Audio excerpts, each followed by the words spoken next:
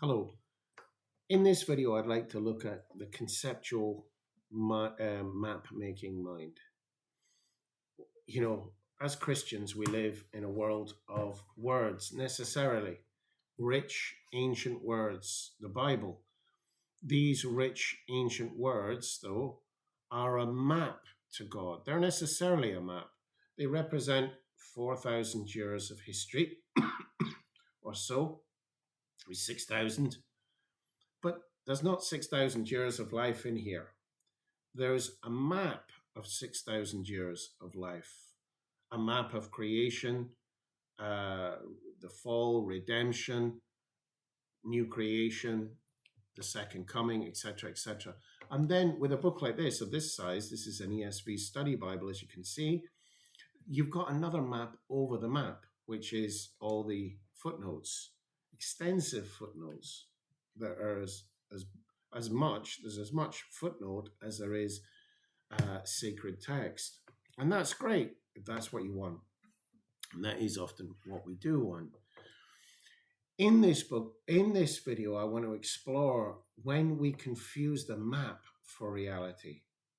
This is where suffering occurs because we end up with an overly narrow worldview that can be what's called a conceptual cage, a prison of our own creation, where a set of beliefs have taken over in our lives and aren't necessarily healthy and positive. Now, you might say, well, that's just the way it is. I have to have these beliefs because they are true. What this book does, No Self, No Problem, is it examines with science whether that is going to be the case.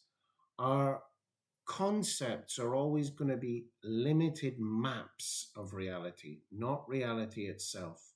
So if we are mistaking the map for reality, the words for God, and I've been there even recently,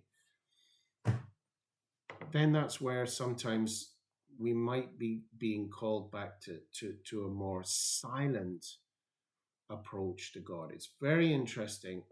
All of the Christian mystics, pretty much, especially of the East, but also in the West, you've got the great cloud of unknowing by the anonymous, many say a Carthusian of about the 13th century,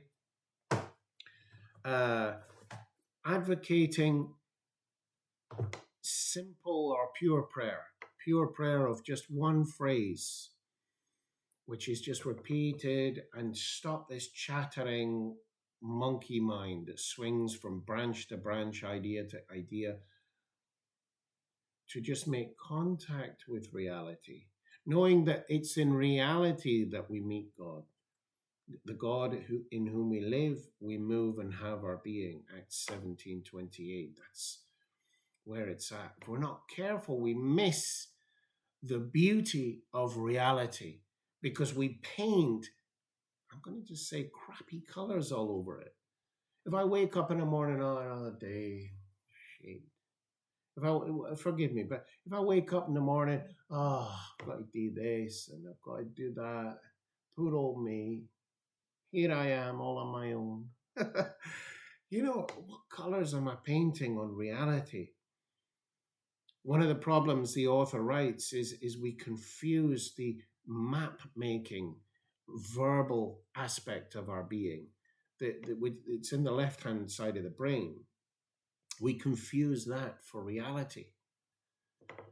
And then our inner voice, which is a bunch of words, we then confuse that for reality. Somebody's called me an idiot into my ears. It's vibrations, it's sounds passing away. It's just their left brain working overtime. They don't know me. Oh, it stings so much. This is the sign that we've taken our left-hand side brain has taken us captive. It's a tool. It's a gift from God. But if we don't be careful, as the author puts, do we use the tool or does the tool use us? We're dragging around all these concepts and ideas all the time. They get very heavy. As a theologian, I can say this. It was getting very heavy for me to constantly be carrying around the mystery of the church, ecclesiology. And then when I've done with that, let's have a little pop at Christology. And then when I've done with that, let's have a pop at soteriology. How do I know I'm saved? Am I saved? What is to be saved? Constantly in this world. And then one realizes, okay, a table's heavy when you carry it. Put it down. Is it still heavy? No. Why? Because you're not carrying it. So we don't have to. We'll always have this chattering mind, this left-hand side brain doing its business, always labeling things. Oh, you're down on the beach. Oh, poor old you. You're on your own. You've no mates with you. Labels, and you're not in reality. But you can clock that and say, look, the label, the chatterbox. The left-hand brain is the left-hand side. It's not even the whole left hand. It's a aspect of the left brain is doing its labeling job. Let me observe it. Let me choose whether I pay it any notice or not. And then we can find that there's a space around these things, and so many dogmas of Christianity. I've got a book upstairs. It's called Opening the Hand of Thought. Beautiful book by a Zen master called Kosho Chiyama. He studied Christianity and Western philosophy in depth, actually, and wanted to actually train to be a Catholic priest so that he would know more about it. But they wouldn't let him because they said, well, unless you've got the true basis of faith, we can't just become a priest to study it, But nevertheless, he's very sympathetic to Christianity, and it's a great book to open the hand, the clenched hand of our thinking in order to experience reality as it is. If all of this sounds very Space Cadet, probably the left-hand brain is super dominant in your brain, and that's how we've been brought up. That's how we've been taught. The vast majority of us who are semi-educated or above, a PhD, which is considered the sign of intelligence, is not wisdom.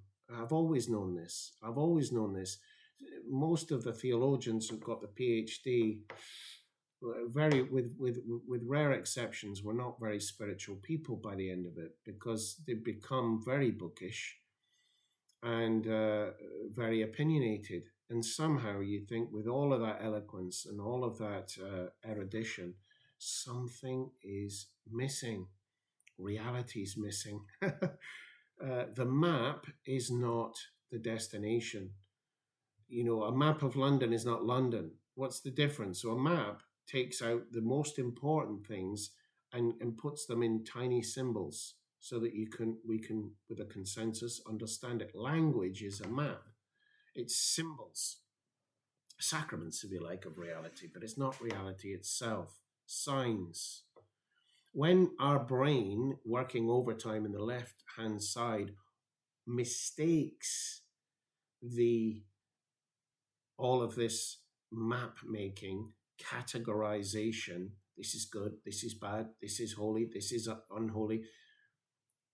It's good to discern things. But when we mistake the map for reality, we're in a reductionistic cage. We've become narrow-minded.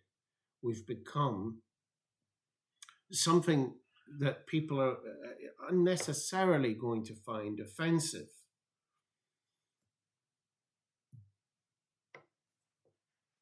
Now, where do I want to go with this? There's an awful lot to talk about. I highly recommend the book, No Self, No Problem. The guy's not trying to flog Buddhism on people, from what I can see. I'm 3 chapters in. But he is helping us to question the conceptual cage which we build and construct for ourselves. If you think about it,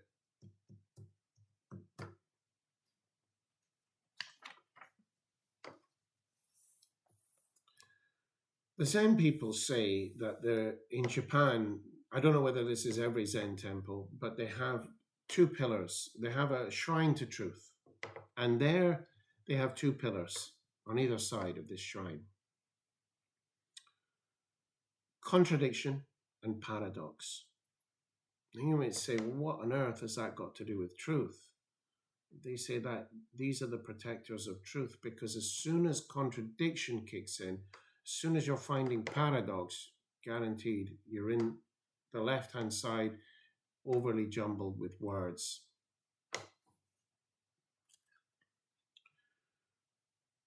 Just having a look at some of the notes I made on this.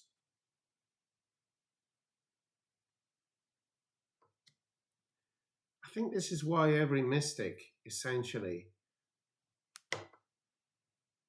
the mystics of the East, the mystics of the West, they really get down to a very simple prayer, which is just one or two words, short phrases, the Jesus prayer, pure prayer, as Evagrius of Ponticus wrote, and John Cassian and the likes. Just a simple phrase or word. St. Isaac the Syrian says you get to a stage where you don't even know you're praying. There's no you, there's no God. Those who unite themselves to Christ Jesus become one spirit with him. How is that going to happen in the excessively labeling, categorizing brain?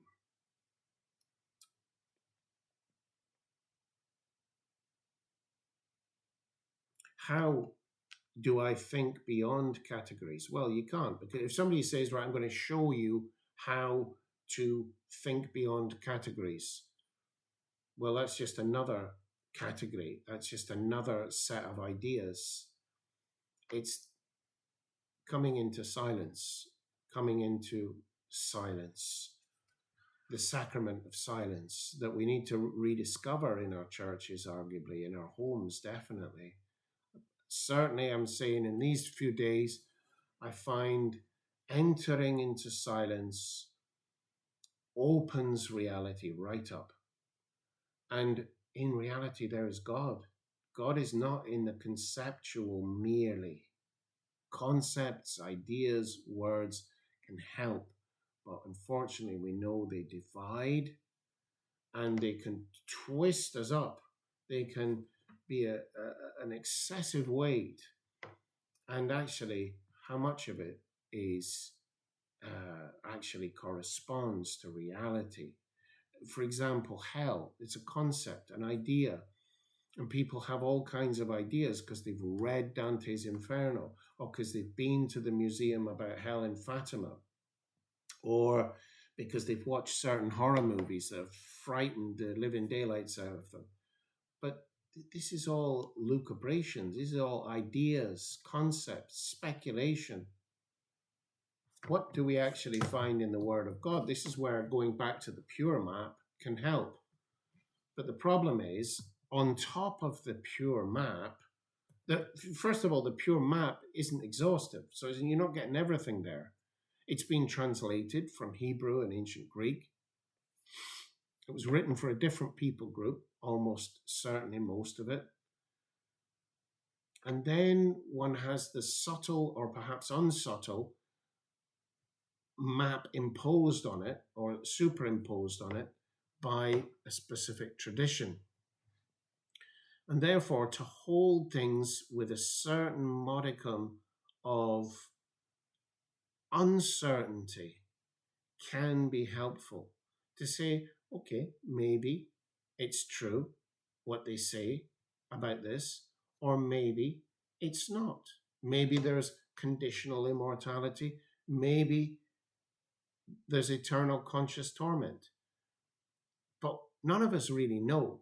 And the guy on YouTube he was so eloquent to argue his piece from one splice of the Bible and another splice of the Bible, from one saint and another, is only constructing a map. Perhaps a very convincing map for you, but not the reality itself. God is love, and therefore we find him in loving. Be still and know that I am God. Right, I don't think there's much more I can really hash out through this. ways we can apply this is, look, you can't really switch off the left-hand brain, but you can.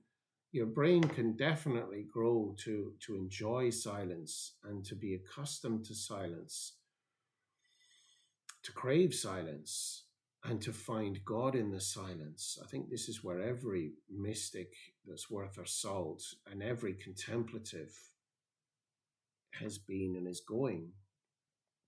It makes all things new.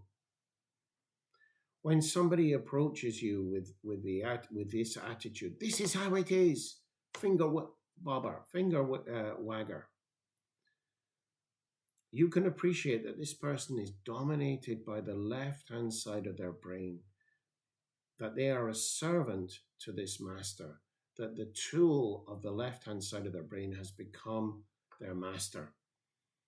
As a result, there is no need to take their actions or attitudes personally. People write some comments on YouTube, etc., and you think, whoa, that stings. And then you realize that's just their conceptual cage. That's just their conceptual construction. It's a biological function that they have not recognized, the author Chris Neighbor says here. Sorry, just find it. Yeah, Chris Neighbor in his book, No Self, No Problem. So he says that basically you can't get away from constructing categories, labeling, oh, he looks okay, he doesn't look okay, I'll give him a lift, I won't give him a lift, I'll let this person in my house, I won't let this one in. This person is a Christian, this person perhaps isn't. These are useful tools, but when we recognize them just as tools and not the reality itself, we can choose whether to apply them or not into our lives. We can choose whether to take up the voice. Say I go down the beach and I'm on my own, Kerry Beach, on the west coast of Ireland, the southwest coast. Looking out onto the Atlantic, I can choose what colors am I going to paint on this reality. Am I going to allow the habitual thoughts in my mind to roll with negativity? Am I going to allow myself to get lost in theological lucubrations or philosophical ones that are often not even of a high grade, going round and round in circles? Or am I going to recognize this pattern within me and say, hey, there's that left brain doing its work, but hey, let's just sit with reality and see what truly is, because there's God. There is the great cathedral of God's creation, that if we're not careful, amidst all the labeling, amidst all the internal dialogue and word think that we mistake for reality, we miss it. We miss it.